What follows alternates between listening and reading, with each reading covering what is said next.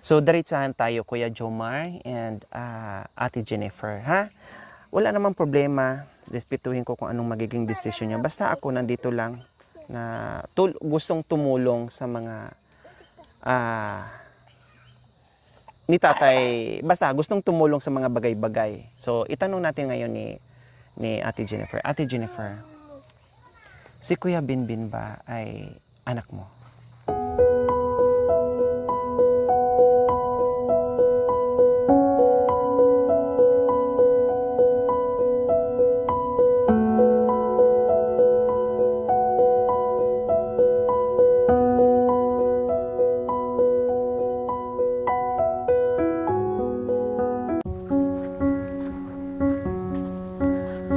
Good afternoon po sa ating lahat mga kababayan. Pangalawang araw sa paghahanap sa pamilya ni Tatay Ronnie. Mga kababayan, sabi ko nga po habang tayo ay gumagawa ng paraan para sa pamilya ni Tatay Ronnie, may masaya, halos maninikip yung dibdib mo, may malungkot, may umiiyak, no, in everything mga kabayan. Halo-halo na po yun yung ating mga naramdaman. So, palalim ng palalim po mga kabayan, no, parang nadudurog na yung puso natin sa sitwasyon sa pamilya ni Tatay Ronnie po mga kabayan. Ngayon ay nandito tayo papunta sa bahay ng kaniyang bunsong anak, mga kababayan. Hindi ko alam kung sila ay nagkita na, hindi ko alam kung itong bata ay kilala ba niya si Tatay Ronnie mga kabayan. Kasi nga po, isa sa natulungan ko na rin po mga kabayan at isa sa minahal din po namin mga kabayan ay isa din po sa nagkupkup sa anak ni Tatay Ronnie. Isa sa natulungan namin, no, na estudyante ay isa din po sa anak ni Tatay Ronnie. Sino kaya isa sa mga natulungan natin na nakatulong at nagkupkop sa anak ni Tatay Ronnie po mga kabayan? Tara, puntahan po natin. Samahan niyo po ang team dahil yung pupuntahan namin ngayon mga kabayan, mahirap, no? Dahil nung summer, medyo okay pa, ay makakadaan tayo, pero ngayon mga kabayan, no, kabisado na po kasi namin dyan, ay mahirap yung daan dyan mga kabayan kasi sabi mong summer mahirap. Lalo na ngayon ay ulan, no? At may maliit na community dyan mga kabayan na nandyan napunta o napadpad isa sa mga anak at bunsong anak po talaga ni Tatay Ronnie. So ganito po kasi ang daan dyan mga kabayan. So unlike dito, no, unlike yung naka-motor lang tayo, naka-single lang tayo mga kabayan, kakayanin, no? Baka mamaya hindi natin alam doon sa dulo, hindi tayo makakapasok. So masayang baka di tayo makalabas. So nag-call a friend tayo, no, buti na lang ay bumaba si Kuya John mga kabing, pinababa namin para masakyan namin muna. Kaya tayo kuya? Kuya, kaya tayo? Tawang bay. Ha? Kailang pa ganyan Bakit ako pag makanyan? sumakay. Parang naghilaan kami ni Kuya. Kaya? Kaya ha? Sige. Pagpakyat baba, no? Baba na lang. Sige. Dito. Si ate pa lang, oh. Wala na. Grabe ka naman. Tayo, pag hindi kaya, bababa kami. Tayo. So, ayan po, mga kababayan, kasama namin si Kuya Joel, yung aming driver na Indiano, Africano, and Black American. Kaya yan. Diba?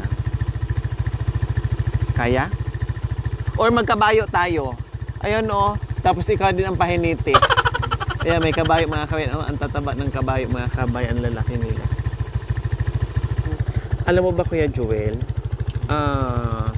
lalong nakakalungkot yung storya ng buhay ni Tatay Ronnie. Kasi unti-unti na naming nahanap yung mga anak niya.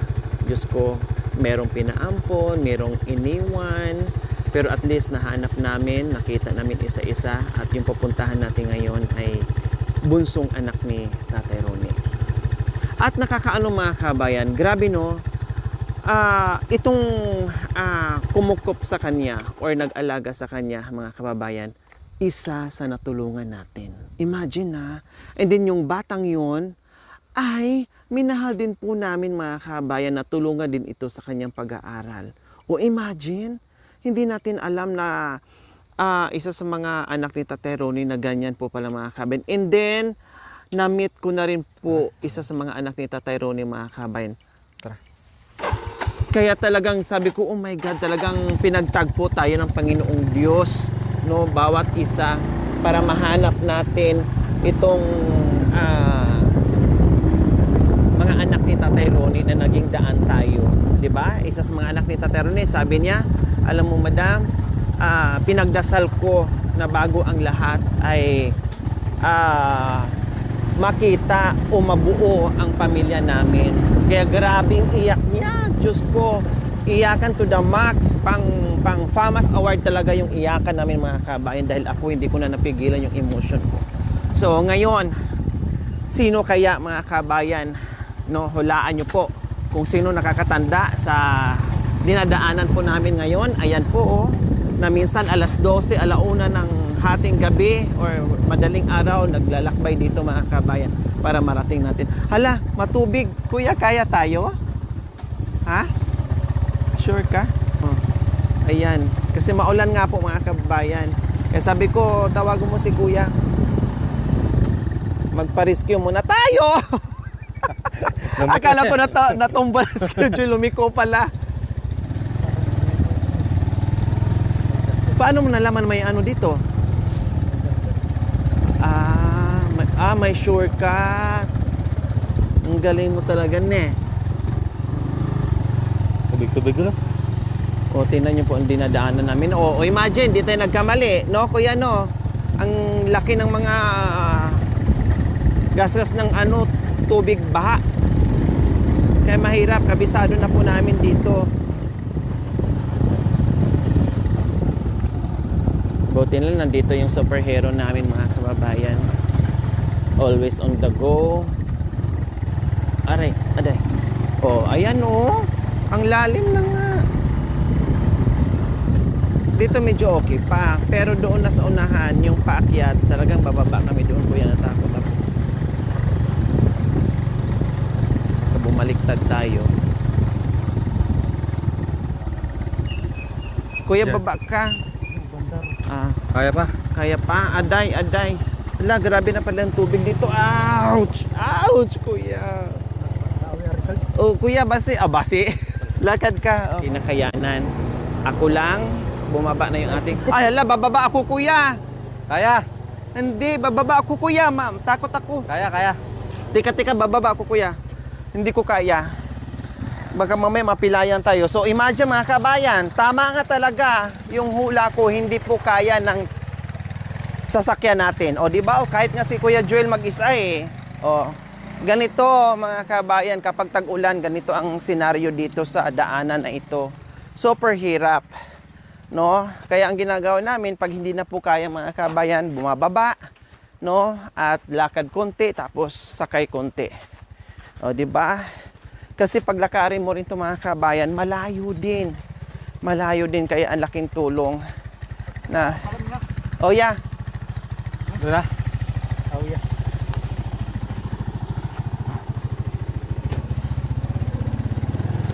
At least nabawasan yung lakad po mga kababayan na merong single. Kasi hindi nga po talaga kaya. Buti na lang talaga nakinig tayo sa ano natin na hindi kakayanin ng sasakyan.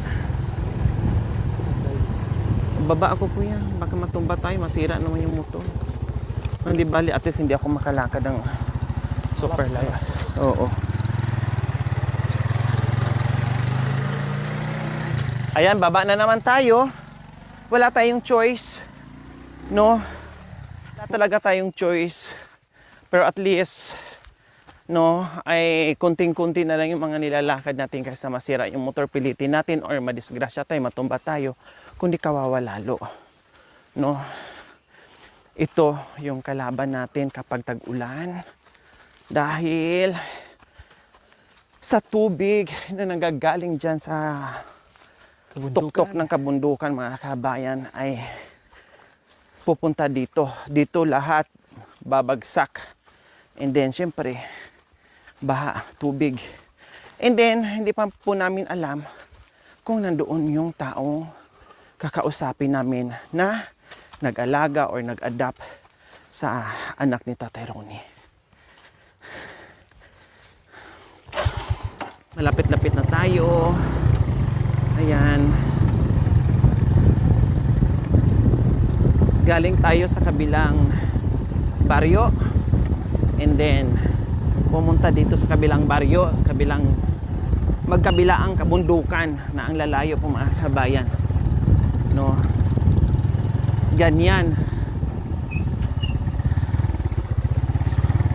Ganyan ka watak-watak yung mga anak ni Tatay Ronnie.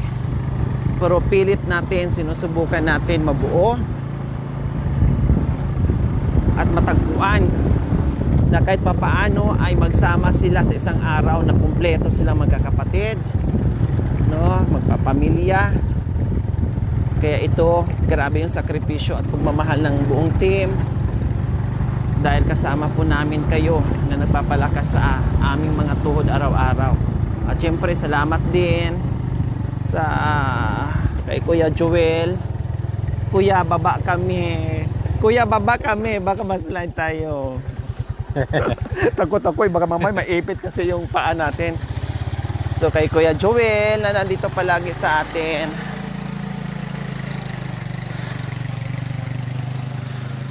Na kahit busy pero binibigyan din tayo ng time.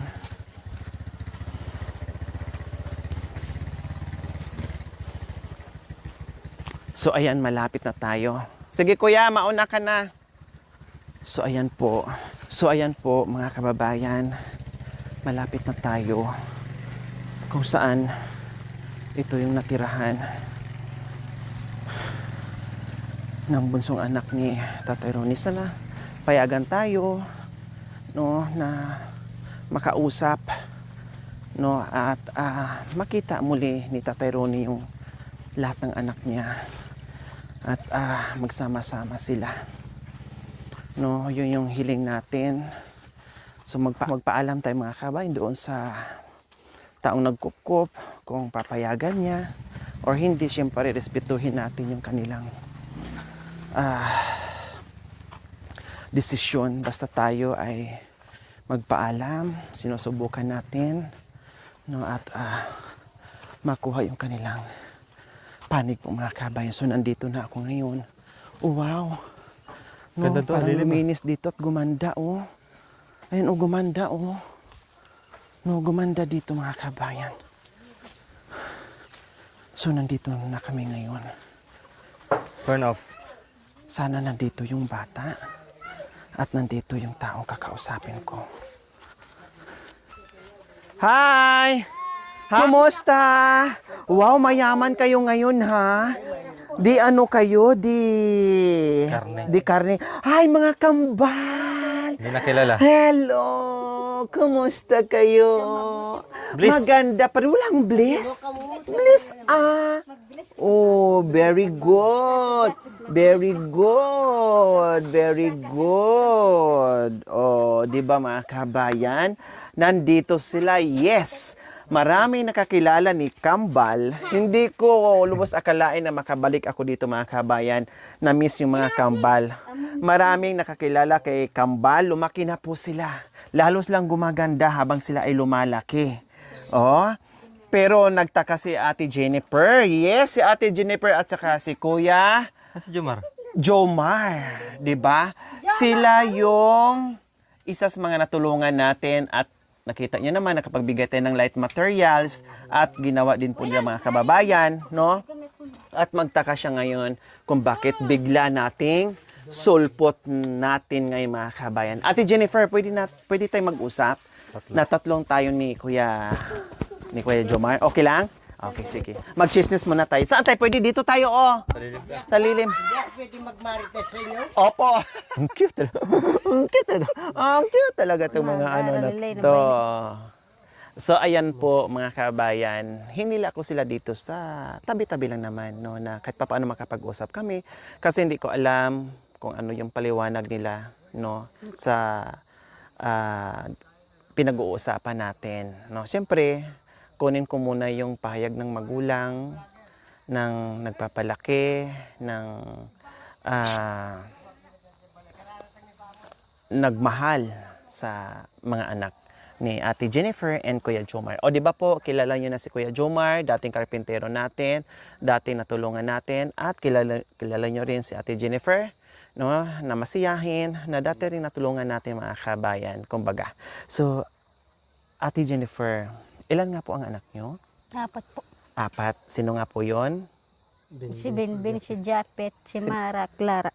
Si Binbin, si Japet, si Mara, si Clara, si Judean Santos, at saka si sino yung isa? Judean Santos at saka si Gladys Reyes. Si Maria Clara. So, diretsahan tayo, Kuya Jomar and Ate Jennifer, ha? Wala namang problema. Respetuhin ko kung anong magiging decision niya. Basta ako nandito lang na gustong tumulong sa mga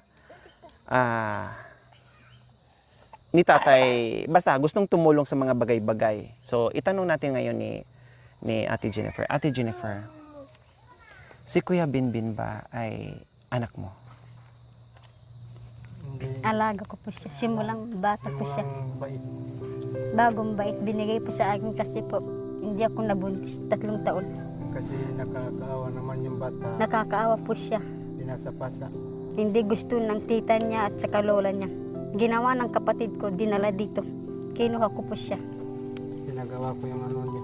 Certificate niya. Kamay ng gastos ng gatas niya. Lahat. Kasi Naging yung, siya. kasi yung manang bata, maliit. Okay lang, Ate Jennifer. Lalaki yan. 2 sako yan. Okay Puro lang. gatas. Naintindihan namin. Bagkos yung ginawa nyo, kanga-hanga kayo mag-asawa. Napakabuti ng puso nyo mag-asawa. Napakadakila ng mga puso nyo. Naging dakila kayong Doon sa Pilamarin. ama at ina ni Kuya Binbin na inalagaan yung minahal nyo. At nakita ko naman na hindi nyo pinabayaan at malusog ang bata ngayon. Opo. O, di ba? So, alam niyo po mga kabayan, nabanggit na rin sa akin ni Ate Jennifer na noon, ngayon ko lang na-realize, nabanggit din ni Ate Jennifer noon sa akin na mataga siyang nanganak at nagkaroon sila ng alaga. Pero hindi ko alam, ay si Binbin po yung mga kabayan ang tinutukoy ni Ate Jennifer. Ito na lang. Kaya inulit ko po tanong sa kanya na mismo magagaling sa salita niya o kasagutan niya, no? Na kung anak ba talaga niya si Kuya Binbin. So, siyempre po mga kabayan, sinagot na po ni Ate Jennifer and Kuya Jomar. Ate Jennifer, sino po ang tatay ni Binbin? Pinulungan mo po. Kahit sabihin mo sa kanila, kahit sabihin mo, ma'am, doon sa Yung kanila, tatay niya. kung saan kayo nakapunta. Kasi nanonood kaming yung ng cellphone. Yung video niyo, Kuya, Masaya kami Ma'am. po yun. Tatay niya, doon sa tinulungan niya po tatay siya. niya, nakita namin doon sa tatay niya kasi hindi na makaalaga. Siyempre, isang sira, Balantuam. isang murit. Hindi mo na maalaga yung mga bata. Hindi. Kaya mga bata nila nandoon sa iba-ibang bayan. So, ibig sabihin, Hindi. nakikita nyo ngayon yung mga binablog namin ni Tatay Ronnie. Opo. So, nung nakikita nyo ang tatay ni Bimbim, ano ang pumasok sa isipan niyo? Masaya kami. Masaya kayo na tulungan yung tatay. Kasi po yung iba po, Ibang tao kasi natatakot sa kanya. Tama po mga Mamarin po kabayan. daw, mag-ano ng ita. Pana, kung ano-ano. Pamana, Tama opo. po. Kung saan yung bahay kinukuha. At saka po, hindi niya alam niya, si Binbin po yung anak niya, hindi niya alam. Nabanggit na rin ni Ate Jennifer, hindi alam ni Tatay Ronnie na anak niya si Bimbim. Opo. Ngayon maitanong ko, alam ba ni Bimbim na kayo ang nagpalaki lang sa kanya? Opo. Alam din ni Bimbim na ang tatay niya ay si Tatay Ronnie? Hindi niya alam. Anong sinasabi niyo kay Bimbim? Kasi lumalaki na siya. Sinasabi ko sa kanya, kami yung mga magulang mo. Kami yung nagpalaki sa'yo, simulang Tama. bata ka. Nagpuyat kami sa gatas. Kung saan kami pumupunta, naghihingi ng pambili ng gatas sa mga kapatid ko. Tama. Sinasabi niya, opo, kayo yung nanay ko. At Natural. saka ito yung mga kapatid ko, 3 na sila. Tama. Kasi alam yung mga kababayan, no? Kahit sabihin natin na si Bimbim ay may tunay na mga magulang, no? Yung biological ibig kong sabihin. Biologically, si Tatay Ronnie ang tatay niya. Pero, ang nagpalaki sa kanya at nagisnan niyang tatay at nanay, si Kuya Jomar at saka si Ate Jennifer, na naghirap lahat and everything, no, para mabuhay. At nakita ko naman po, nagulat nga ako kasi binibigyan namin yan ng mga pang school supplies at tinutulungan namin at ang dami din lang biyaya. Dati nung nagpagawa ako dito nung party, nung Christmas party namin mga kabayan, no, nung pamaskong handog, sa kanila pabagsak lahat ng ating mga ayuda. Naka-stay sa bahay nila mga kababayan, naka-stock sa bahay nila mga kababayan. So ngayon, At saka minsan po, tinutokso kami, paglaki ng anak mo, murit din. Sinasabi ko, hindi naman. huwag kayong maniwala kung anong yung mga naririnig nyo, ha. Ang importante, pinalaki nyo, no, at naibigyan nyo yung best nyo para kay Opo.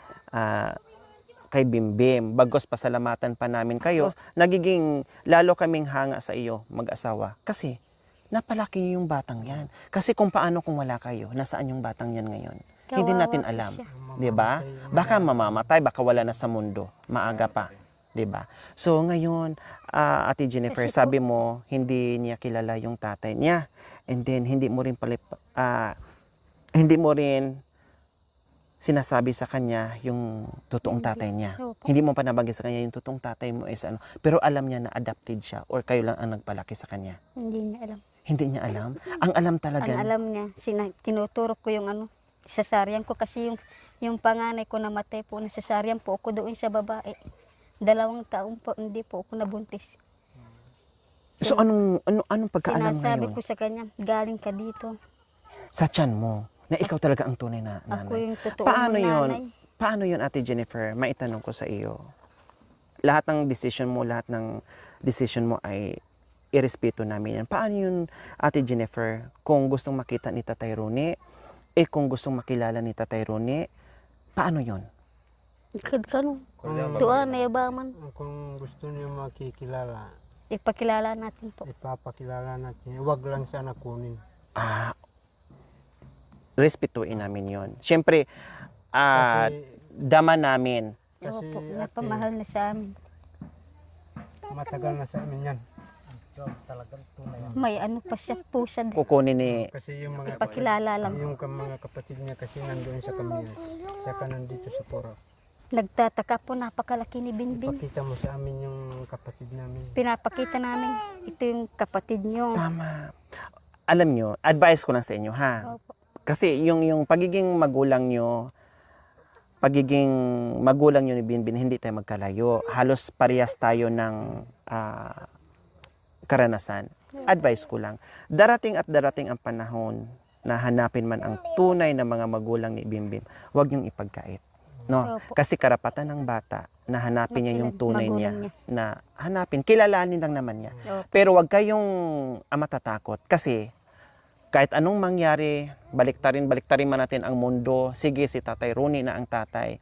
Pero kayo pa rin ang kinilalang pangalawang magulang at nagpalaki kay Bimbim. Kayo pa rin ang nagisna niya. Babalik at babalik pa rin siya sa inyo hanggat wala kayong ginagawang hindi maganda sa bata. Hanggat pinalaki mo siya ng minahal nyo, hanggat pinalaki mo siya ng tinuring yung tunay na anak, hanggat pinalaki nyo siyang hindi nyo pinagutuman, hanggat pinalaki nyo siyang kasama sa pamilya, titingin pa rin si Bimbim sa mga ginagawa niyong kabutihan sa kanya. Hindi kayo tatalikuran, hindi kayo kailanman kalimutan, at hindi kayo kailanman talikuran ni Bimbim. Ha? Yan ang itanim sa utak. Huwag kayong matakot.